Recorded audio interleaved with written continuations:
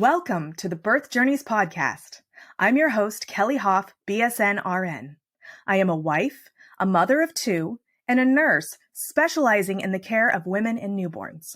In this podcast, we will share powerful journeys of birth givers with the goals of lifting the veil on the birth experience, healing through sharing, and beginning an open conversation to strengthen trust and promote transparency between birthing people and healthcare providers. Hello, today I have with me Kiyah Catron. Kiyah is a labor nurse and a mother of two. She is here today to tell her birth stories. Kiyah, welcome and thank you for joining me. Hey, you're welcome. I'm so excited to hear your stories. I've heard one of them. I want to hear both of them, but they're so good. Yes. So I'm so excited. So if you would love to go ahead and get started with your first birth, I want to hear about that one. So I had Dominique in 2015. So I remember leading up to my due date, I was thinking like, oh my gosh, how would I know when I'm going into labor? Everyone tells you all these different things that you may, like your water may break, you may have bloody show, all this stuff. I went to my last week appointment. My midwife was like, oh, you're probably going to go past your due date. And I'm like, what? And then my due date was February 6th. Actually, I made it to 39 and 6 because on February 5th, I woke up at like 5 in the morning and I was crampy. And I remember I went to the bathroom. And then when I went to the bathroom, there was like a little glob that fell out. And I'm like, oh my gosh, this is probably my mucus plug. Because I like been reading all this stuff. And then I was like, oh my goodness, the articles I have read, it said that it could be like a day or it could be like 2 weeks until you go into labor. So I'm like, oh my gosh, I am going to go past my due date. That was like at 5.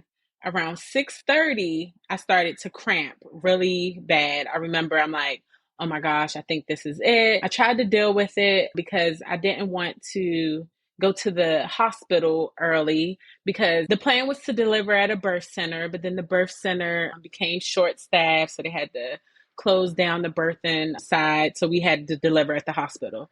So my whole plan was to stay at home as long as I could and go to the hospital when it became too much. So 6 in the morning, started cramping, and then of course, I guess I didn't know if they were contractions or not, but they started to get painful where I was crying.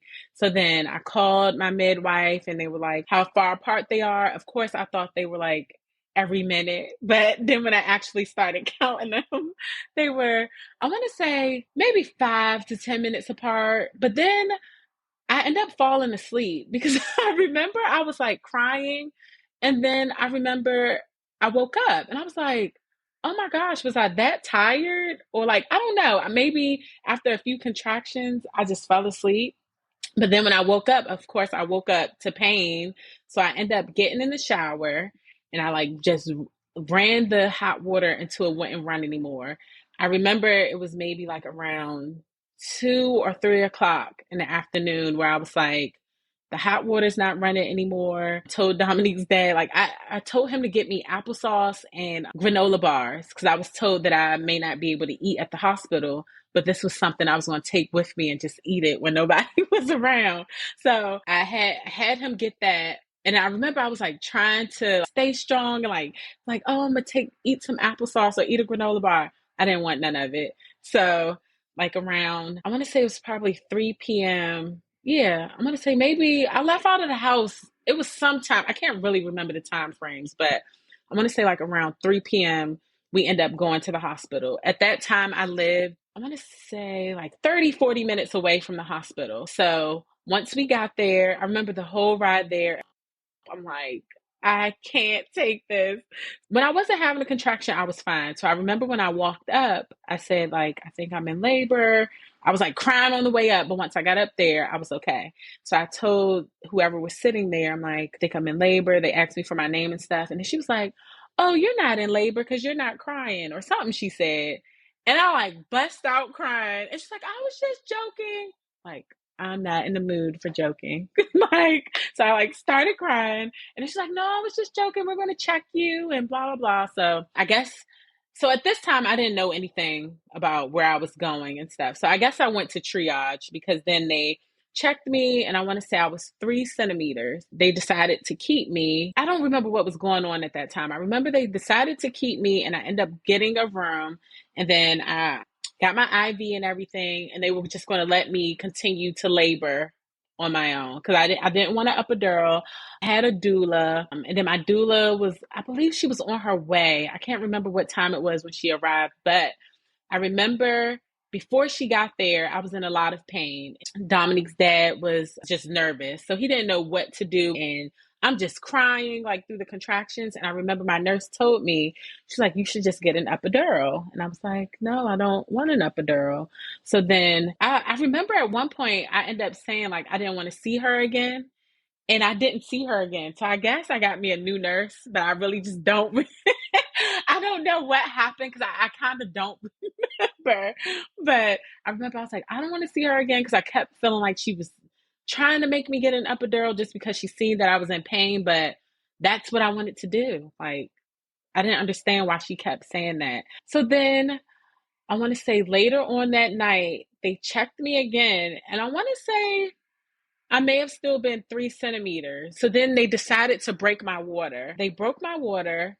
And then after that, of course, the pain it was still a lot. My doula was there at this point. She was like trying all these different things to like think of a place I want to go. And I'm just like, I can't do that. This hurts. So I remember I was on hands and knees for a while. She was like massaging my back. And then I want to say, at some point, I remember I had got Nubane. So I wonder if that happened before I got my water broken or after. I just remember that when I got the Nubane, I still felt everything, but I felt like I didn't care. It was such a weird feeling that I feel like I probably wouldn't do that again. Cause I felt like I was there and just like, ouch, this hurts. But I feel like I wasn't even talking. Like, I don't really remember what I was doing in those moments. So then after that, I want to say it was probably like 1 or 2 in the morning. 'Cause I remember my mom was there and my mom was nervous because my mom had C-sections with me and my brother. So she just wasn't used to seeing, especially me, going through so much pain, and she didn't know if it was normal. So she kept asking my doula, like, is this okay? Is this normal? Is she going to be fine? I want to say like 2 or 3 in the morning. I was like feeling pain. I felt like I cried the entire time. Then I want to say, I feel like I fell asleep again or something. Cause I remember when I woke up, it was like 6 or 7 in the morning. I remember I was getting a new nurse and I was starting to like get to this point of like feeling a lot of pain, but I told her I was okay. Because I remember I called her back in the room maybe like 10 minutes later. And I was like, I have to push. I have to push. She was like, I was just in here and you said you were okay. And I'm like, no, now I'm not okay. And she was like, no, you have to wait. You have to wait. Because I remember I got on my hands and knees and like started to bear down. And I guess the midwife haven't come in to check me yet. Because I can't remember who was in the room at this point. So then I remember the midwife came in and she like checked me. And I guess I was complete because she was like, go ahead and push. But I was screaming because I remember she had everyone in the room stop. She was like, I need everyone to calm down. She told me, your heart is beating faster than the baby's. You have to calm down. Calm down.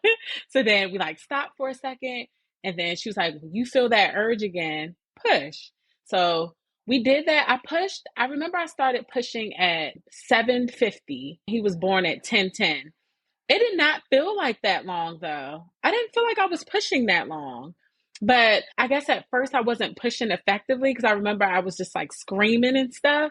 So I guess that's what happened. And then he came out at 10:10. Because that was the thing that was getting me through my labor is that I kept saying I was going to have him in the next hour or 2 hours. So I'll look at the clock and it was like midnight. And I'm like, okay, he's going to be born at 2 a.m. And then 2 a.m. will come. And I'm like, okay, he's going to be born at 4 a.m. Like I kept telling myself these times. So that's why I have 7:50 stuck in my head. That's why I think that's when I started pushing. But I don't really know. And I feel like I still have that time in my head that I looked at the clock and it was like 7:50. I know it was something 50. And then I had Dominique. I love how you got through that though, because when you look at the clock and you're like, okay, I'm going to have him at this time, and you get to that time and it's not there, you're like, okay, no, but I just did this hour. So now I can do this other hour. Yeah. And you just keep tricking yourself into doing it. And I also love the fact that it's doula and the midwives help you stay in control. And so I love that she was like, okay, listen, you can't be all over the place right now. You need to take all that energy that you have right now that's just kind of going everywhere and focus into this one area. And we're going to put all our power there. And then we're going to do this. And then once you are able to like harness all that energy and focus it, then you can have that baby. Exactly. You just really need people to coach you into that place. And I think that honestly, just as labor nurses, it's something we could really, really learn to do, because we are like, your labor nurse she saw you in pain. She didn't want you in pain. It's hard to watch, right? Right. So you see someone crying, you see your patient crying, you're at the nurse's station, you hear them screaming down the hall, you walk in, they're like, no, I'm okay. You know, it's really hard as nurses. We are so used to fixing things. And doctors, same thing. We fix things. We're here from a clinical perspective, and the hospital makes you ask people their pain level. And exactly, it's hard to take yourself out of that situation and see someone in pain, or see someone working through those feelings and releasing that energy in order to deal with it, because it is a somewhat normal pain. Right. You know what I mean? Like, it is a physiologically normal thing that we're going through. And it's just so hard to let women do that. And we need to be there to support and coach them. And that's why we have doulas. That's why we have to support people at the bedside, because as nurses, we have multiple patients. Right. And I believe, like, when I was there, it was only like maybe 2 or 3 other patients on the floor. Because I remember other nurses, another midwife came in my room and was like, "You're a rock star. Keep doing it." Because I'm sure they probably heard me down the hall. Yeah. But that felt good too, to like have other staff just come in saying like, "You're doing great. I know this is a lot." Right. That wasn't even my nurse or my midwife, but they were like just coming in saying like, "I hear you and you're doing amazing." So you ended up not having an epidural for your first. And then what happened with your second? This is the best story ever.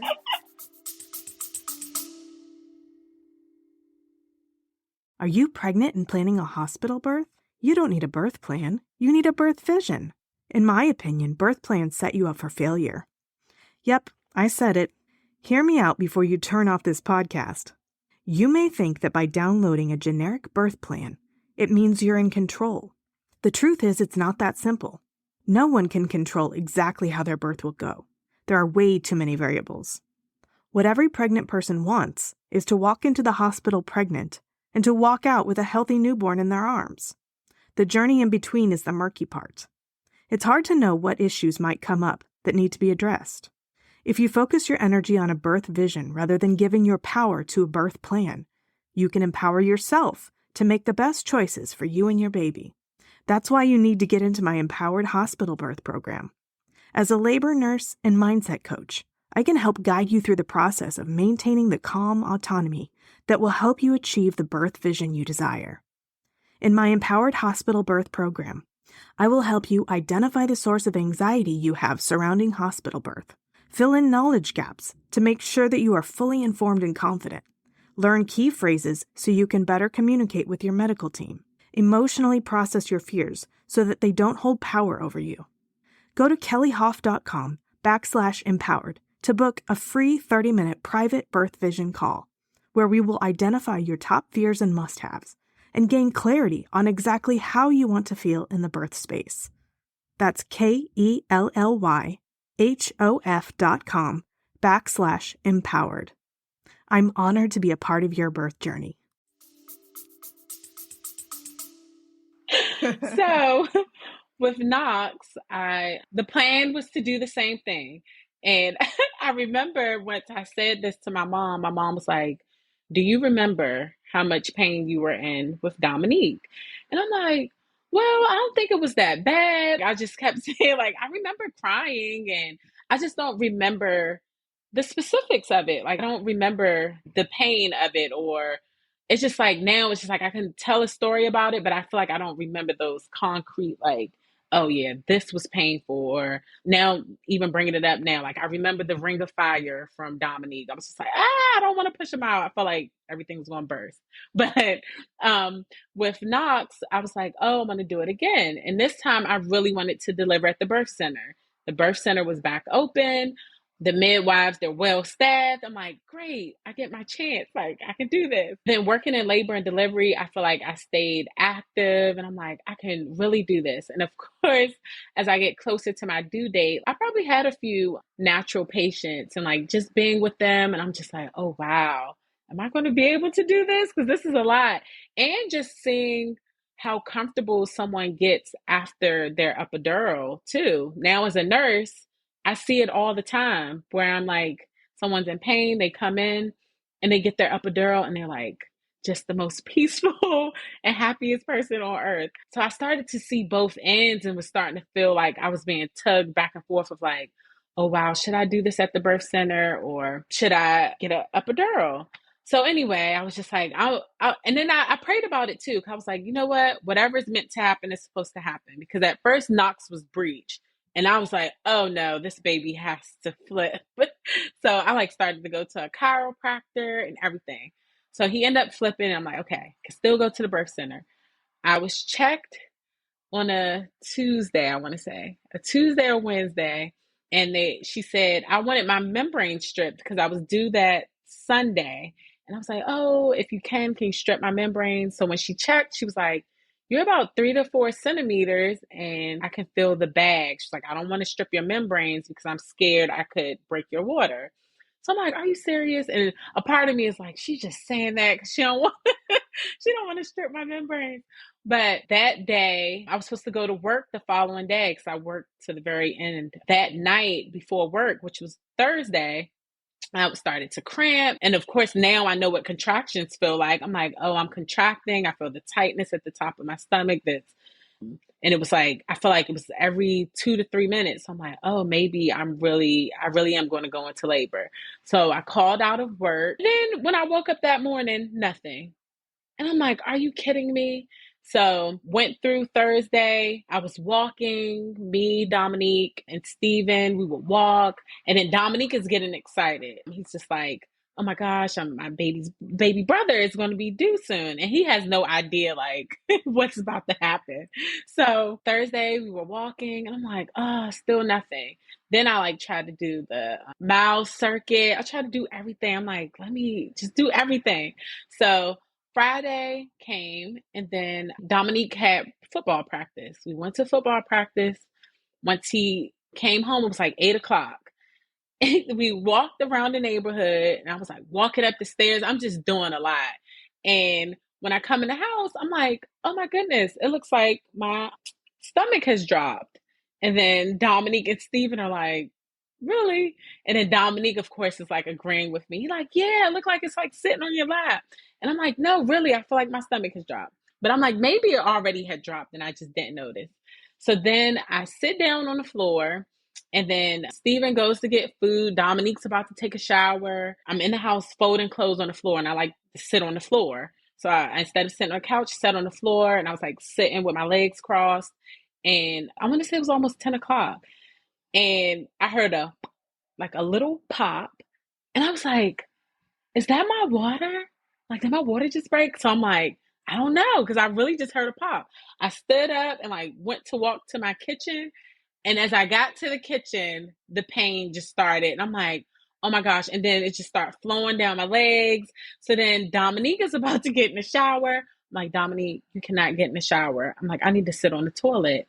So I went in there and sat on the toilet. I don't know why I did that. I started to feel like all this pressure and it's just still just coming out. So then Dominique, I'm like, Dominique, call Steven because Steven was going to get food.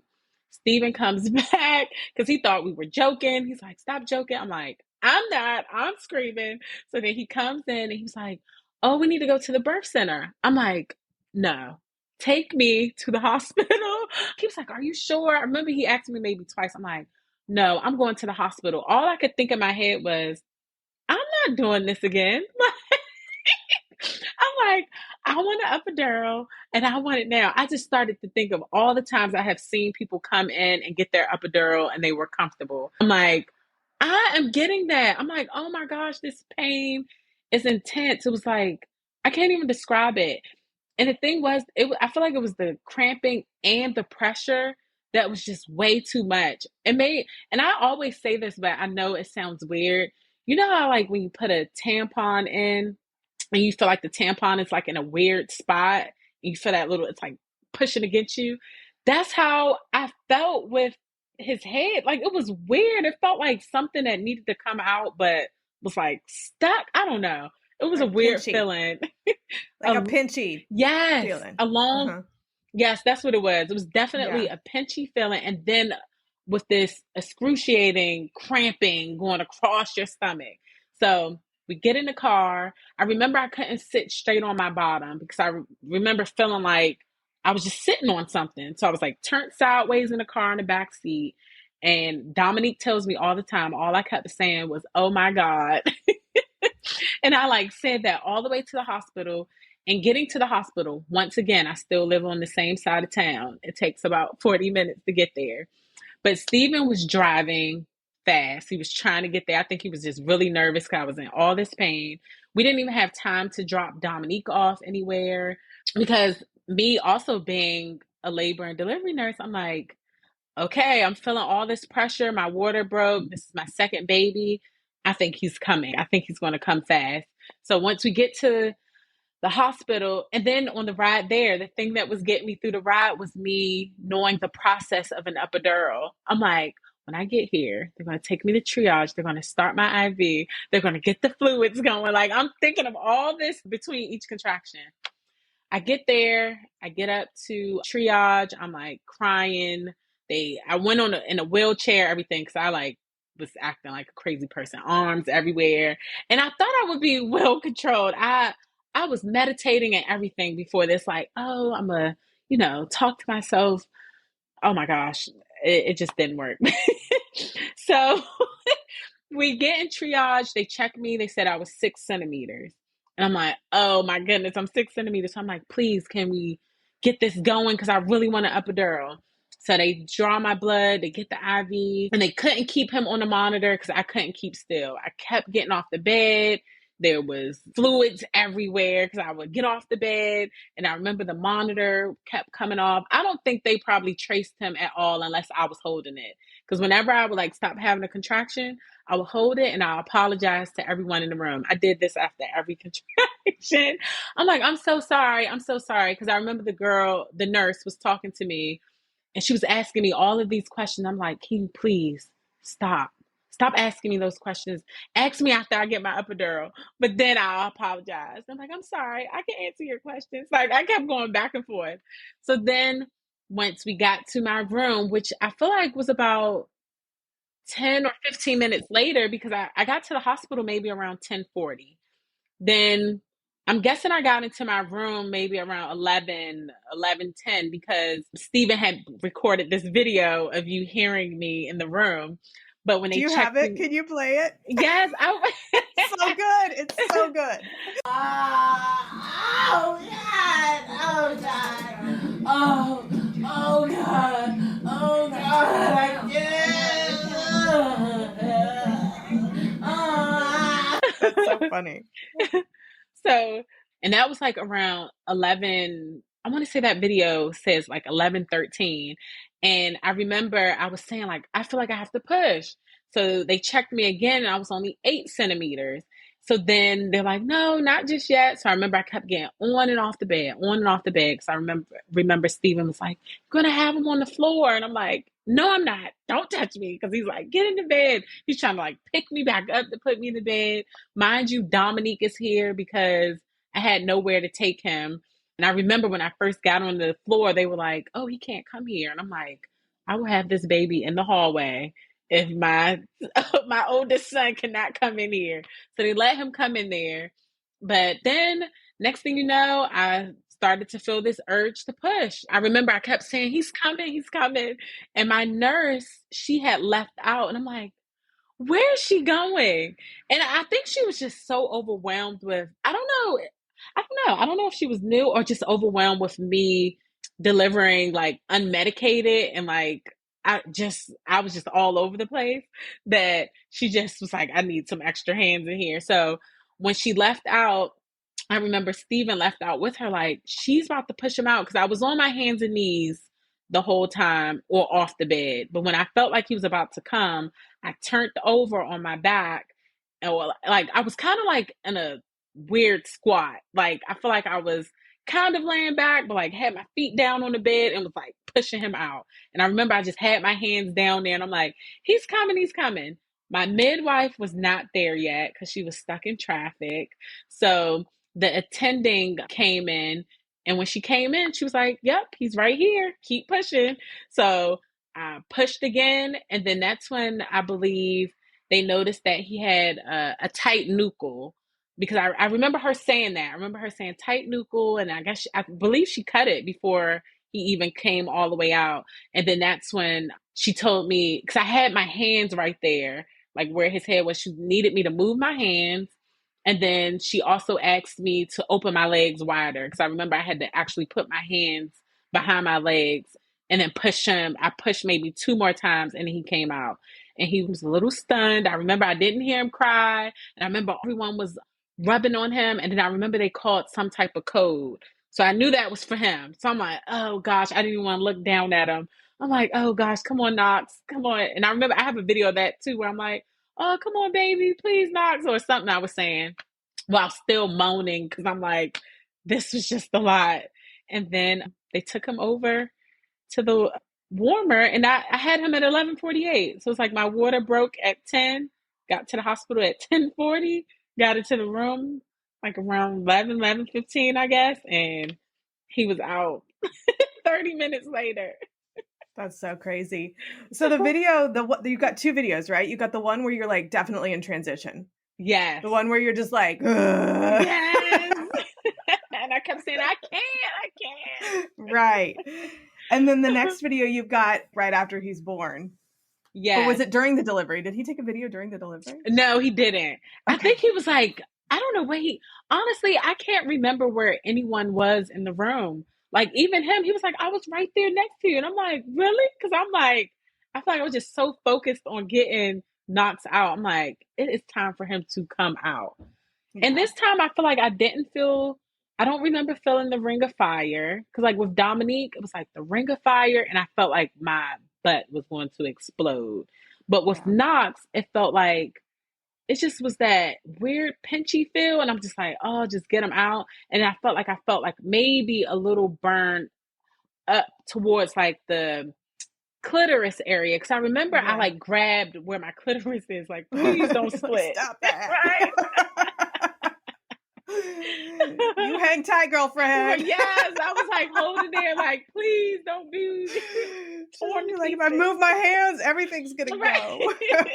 But I didn't tear. I didn't tear with Dominique, and I didn't tear with Knox. So good. I was happy about that. But I was just so surprised of how fast I had Knox. Like it was unbelievable.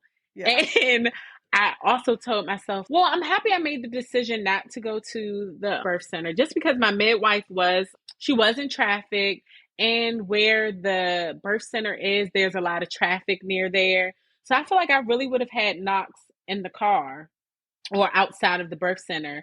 And for him to be stunned the way he was, I'm like, that would have been terrifying. So I'm happy I made it to the hospital. Yeah. They were able to intervene and get him. He just needed to be suctioned and also not have that tight cord around his neck. Yes. And I'm like, I can only imagine if they were able to keep him on the monitor, how that would have looked during my contractions. Oh yeah. But since I was all over the place, they couldn't get him. I mean, as long as he was recovering after the contractions, like you said, you're holding him on there afterwards, and that's the most important, right? You know. Mm-hmm. He's recovering. He looks good after the contractions. Right. You know, he came out a little stunned, but otherwise he was good. What were the APGARs? Do you remember? His first APGAR, I want to say he had like I want to say it was a 3 or a 4. Oh, Lord. Yes. I want to say they gave him a 3 or a 4. Actually, I have it on his papers. I remember I didn't know that until after I was discharged and looked at it. I'm like, oh my gosh, his first APGAR was so low. And I remember the Yeah. whole NICU team came in, but then they like suctioned him. Because Stephen did get a video of that too, like when they took him over to the warmer and they like suctioned him. He was like crying. But when he first came out, he was very floppy, wasn't crying. Yeah. So, Do you remember, was his 5-minute 9 though? yes, I want to say it was 9. Yeah. Yeah. He just didn't know he was born. Yeah. It was so fast. He was just he did not get the memo. He's like, it's the middle of the night. I'm ready to sleep. Yes. Don't make me breathe. That's hard. Right. Uh-huh. Poor little guy. Is there anything that you would tell yourself going back? Is there anything that you would change or want yourself to know? I would say, like, don't be hard on yourself. I feel like I was like setting these expectations, even though I kept saying just go with the flow, or I feel like I still in the back of my mind had these expectations of, I said I was going to do it unmedicated, and at the birth center, that's what has to happen. So I'm over here trying to like build myself up to that with doing different exercises. Not saying that doing the exercises or anything are wrong, but I feel like it didn't go as planned, and that's okay. Yeah. Just allow your body to do what it's going to do. You're going to do it. I feel like it's just hard. You have this picture in your head of how it's going to go. Even with Dominique and with Knox, I feel like I pictured it 2 different ways. And like with Knox, I feel like at first I was kind of upset that I said go to the hospital when I had always envisioned this birth center birth. Mhm. That doesn't matter. No. I still was able to birth my baby, and he is fine. And I went with my gut of going to the hospital, and that's how I felt in the moment, and it's okay. Right. Yeah. And mom instinct is really important. In the moment, just do what feels right. Right. Because I've heard a lot of moms that had all these plans, and then suddenly the moment that you're like, this is not going to be the way that it will turn out well. So I'm going to go with this, you know? The other thing, I heard you saying that you were apologizing to your nurses. Yes, I kept apologizing. And you didn't do anything wrong. You were just trying to get through. And it's just this funny dynamic because as nurses, it's just this obnoxious stuff that we have to go through and put in the computer and like really doesn't matter. I mean, we can do it after you deliver. Right. But it's a lot. And in the moment, there's so much to do. And then we want to help you get out of pain. And maybe it sounded like with your second, that's, you would have loved an epidural. Right. Yes. But all the things that you were focusing on the car ride, all the things that had to happen to get to that epidural. And then you have to get here and go through those things. And it's just it just sucks that we have to go through it all. You know, like it takes like 20, 30 minutes to just get prepared for the epidural. You have to have your platelet count. You have to have your IV. You have to have fluids go in so that your blood pressure doesn't drop and your baby doesn't decel afterwards. And even then it still might happen. Right. And, all these things that have to come together, the anesthesiologist has to be ready, or the CRNA or whoever is doing it at that hospital. And just so much that has to be ready. And then by the time you did get to that point, your baby was probably ready to come out, Right. And that's why I couldn't even get it. Right. Yeah. And I mean, just the fact that you were like doing the lean in the car. Right. Girl, you were not having the epidural. Yeah. And I told myself that though, even though I was still begging for it in the room, in the back of my head, I'm like, Kiyah, I think this is just making you feel good I felt like it was just something for me to still kind of look forward to. Your ideal that you were like grabbing for. You were like, yes, this epidural's going to fix everything. No, it's not. Yes, because when they told me I was going to do a thing. When they told me I was 8 centimeters, I still, in my head, I'm like, I know I'm not getting this epidural. But I kept saying, no one's helping me. Where's anesthesia? They're like, we're still waiting for platelets. I was like, I was just here last week. I'm over here like trying to plead with them. But in the back of my head, I'm like, I'm going to push him out in like the next 5 minutes. Right. And those are so hallmarks of transition. Yes. And you had such a hard, fast labor. I mean, you're not even in your body at that point. Right? You're like your brain is just in like fight or flight mode and you're just saying things and they don't make sense. Yes. And it's hard. And just as a perspective of the labor nurse, because I feel like, if from a doula perspective, they kind of know that. But from a labor nurse perspective, we're told to treat that pain. And it's just so hard when someone is like on another planet saying all these things and you're like, I want to help you, but A, you're not with us. You're not here. Right. Because I remember my nurse, I feel like she may have, I don't even remember her saying a word. I feel like it was like remember the triage nurse was helping her. And then at the hospital, they have residents. So I remember a resident was in there like, just breathe with me. Because I remember she was like close. I remember she was close to me. And like I don't know if she wanted to hold my hand or something. And I remember thinking like, I just want her hold your hand. Right. I just want her to move. Like, just move. But it's just like, space. All the thoughts you're having is like, that this is kind of mean. Because I'm like, I just want you out of my face.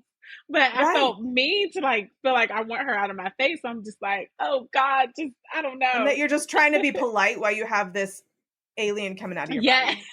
Yes. Yeah. We need to normalize the craziness, Right. Really. Like, and not take it personal. Right. And we need to learn how to hold space for people that are just having those moments and just be like, I'm here. Right. Yell at me. Exactly. Don't assault me. Right. Just yell at me. Because we've had those moments where people are like grabbing you. Right. Okay, that's assault. Please stop. Yes. And it's just and I feel like just the difference with Knox was like I knew everything that was going to occur in the room or like how it should occur and that made me feel comfortable too because my midwife wasn't there. And I'm like, oh my gosh, she's going to miss it because I'm like, he's about to come. She got there for the placenta and then she delivered my placenta. But I feel like it was like a little comfort of me, like working in a hospital and knowing how everything goes. And I was grateful for that because I'm like, what if this was my second child and I haven't been working in the hospital? I wonder how I would have been wanting that epidural and really not understanding why I'm not getting it like right now. Like, cause I feel like some people come in and they really don't understand the process of exactly how it's going to go. But, right. Yeah. And your nurse can catch your baby if Right. falls out of you. There's people there. They have buttons they can push to make all the people come. Exactly. They have a team that's available. Whether your midwife's stuck in traffic or not, there's other people there that can do that. So you're not alone. So I guess you did have to like really focus on pushing with both, right? Yes. I feel like with Dominique, I don't know how long I went through that phase of not pushing effectively. Yeah. But I do know I was screaming. Right. Just spent a lot of it. Well, not a lot of it, but I know I spent some time just yelling and screaming because it was like all this pressure. I feel, and even like when I felt the ring of fire, I felt like I wanted to suck him back in. I'm like, oh no. Right. He has Move to come away out. From it. Yeah. But with Knox, I'm like, oh no, I'm pushing through this. He has to come out like right now. Yeah, that's the direction we're going. Yeah. Yeah. So it's a little different. So I pushed with epidural for both kids. And I think it's probably a different mindset that you have to have with the epidural versus pushing with, a natural delivery. And you're talking about this energy that's all over the place. No, I think that is across the board. It's, you have to harness your energy. Right. And it's really hard. With the epidural, I think a lot of women push in their face or push in their legs. Right. What did you experience where were you trying to go when you were pushing? When I was pushing, I felt like I had to go to the bathroom. So I was literally pushing. And I know with Knox, that is the only time that I wasn't screaming with him. When you finally focused? Yeah, when I finally knew that it was time to push him out, it was like, yay, it's here. Because it's like before I was feeling this pressure, but it was that weird pinchy feeling. But when he was finally coming, it was like, his head is coming. I know he's coming. And I just started to push. I'm like, he's coming. And it was just bearing down, like pushing like I was going to the bathroom. And then once I felt him coming, it's like I kept pushing towards that. He has to come out. And then even when she needed my legs open wider, and for some reason, I guess maybe my body was so tense during that little bit of time. When it was time to open my legs, that hurt a little bit to just open my legs because you're wider. Spreading all those tissues. Yes. And that was surprising to me. Yeah. Well, there is a method where you close your legs to prevent tearing. Mm-hmm. So I'm not sure. I mean, I wasn't there, obviously. I'm not sure what she was seeing. Right. Right. So it is an unnatural feeling to spread wide. Yes, because I remember when I had to do that, more. I'm like, ow, but I'm like, I know he got to come out. So Right. it's just like I just did it. Once Right. I heard the whole thing about the nuchal and all that, I'm like, all right, let me go ahead and really push so he can get out of here. Yes. Yeah. So then with the second, it was just easier to like focus your energy. With the first, you feel like you're just kind of all over the place trying to get away from it for a while. Yes. Mm-hmm. And then once you finally figured out you need to go into the pain, then it was a lot easier. Mm-hmm. Yeah. I think that's important for moms to know because that's hard. Yes. And it's I feel like it's hard to tell someone and like try to prepare them for it. Like, oh, you just have to do this. It's not like a handbook of how your labor. Yeah. It's like throwing someone a bicycle and just be like, you just have to hop on. Yes, exactly. Go. Right. Right. No, you need in the moment, we don't have a lot of time, but you need some instruction, but you need to actually be on the bicycle to understand how to do it. Right. And you don't have a lot of time. You're going to have to pick it up real quick. We're going to do this. It's hard. It's a lot of coordinating, lots of different muscles that you probably never use. And just believing that you can do it. Like, I don't know how, but I'm going to believe in myself and know that I'm going to push in the right direction and know that my body is capable of doing this. Exactly. Yeah. Because for the most part, our body helps too. Because there's plenty of times as a labor and delivery nurse, you see when someone doesn't even push and their baby is literally just coming out. Right. Mm-hmm. Yeah. Just let it happen.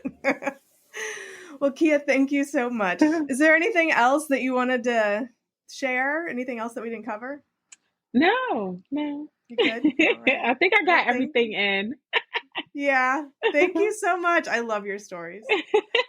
Thank you for having me. Let's face it, moms are busy. We're so busy taking care of others that we rarely have time to take care of ourselves. I'd love to simplify that for you. I'm offering a free 15-minute hair care or skincare consult to help you find an uncomplicated routine using clean, vegan, anti-aging hair care and skincare products that follow the strict EU standards for safety. For your free consult, just send me an email at birthjourneysrn@gmail.com and we'll schedule a call. I'm excited to be a part of your self-care journey. Thank you so much for tuning into my podcast. If you enjoyed what you heard, make sure you hit that subscribe button so you don't miss out on future episodes. Don't forget to share the podcast with a friend who can benefit from the valuable insights that we share here. And if you could take a moment to leave a 5-star rating and review, it would mean the world to me. If you're ready to work one-on-one with me to embark on a transformational journey towards a confident and empowered hospital birth experience, go to kellyhof.com/empowered and enroll in my Empowered Hospital Birth Coaching Program. Together, we'll create a roadmap to a birth experience that you'll cherish forever. That's KELLYHOF.com/empowered. Let's make your birth experience extraordinary.